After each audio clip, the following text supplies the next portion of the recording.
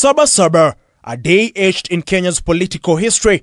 Kenyans taking to the streets to decry President Daniel Moi's autocratic rule and demand multi-party democracy. And despite the demonstrations being banned by the state and key leaders including Raila Odinga, Kenneth Matiba and Charles Rubia arrested, this did not deter protesters from hitting the streets. President Daniel Moi's regime was however hell-bent on silencing its critics, most of whom were arrested, detained and tortured. I was arrested many times. I was actually abducted many times. I was taken to the Nya House torture chambers, where you are assaulted actually in darkness, and where you sleep or stand in water. You know, my physical health had deteriorated quite a bit because I'd been in and out of prison and solitary confinement for some time. Torture was a normal thing. I mean, it was normal to hear somebody crying in the police station as they were being tortured. Several deaths were, occurred, but they were never reported. We witnessed police showering us with bullets and going back home only to realize that a number of neighbors did not come home because they died. 35 years later, President William Ruto's administration faces similar allegations amid growing discontent among millions of Kenyans, most of whom are the young generation.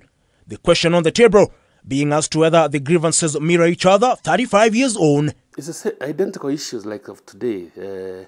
Extreme levels of corruption, ethnicity, distribution of government offices to one or predominantly one community. In my view, we have achieved the civil and political rights. The new struggle is economic rights. However, as opposed to the early 90s, the wave of demonstrations currently witnessed in the country have been heavily supported technologically. Millions of tech-savvy youth using their gadgets and socials to rally against the regime of the day, a move that Imanyara argues has been an uphill task to contain. This is truly a digital revolution, and the government has panicked because it cannot. There are new tools of democratic revival that the government was totally unprepared for. With President William Ruto under immense pressure from the youth, his handling of dissenting voices has been questioned amid accusations of a regime full of bravado. He's not listening.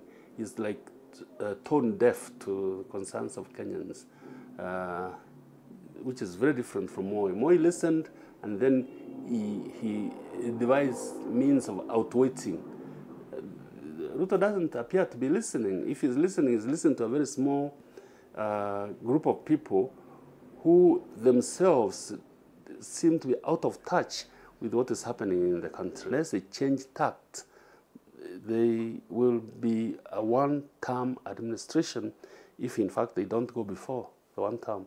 With 25th of June set to be earmarked for the commemoration of the June 24th, 2024 demonstrations that saw tens of youth killed, question is, will the 25th be the modern era Saba Saba? Saba Saba is a very important day in our country.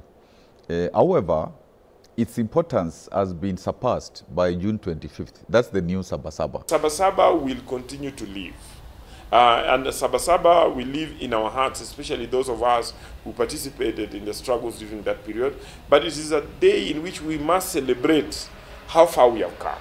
With the government in a race against time to contain seemingly widespread demonstrations, the Pasaris-sponsored Public Order Amendment Bill continues to receive condemnation by day. It seeks to introduce spatial censorship.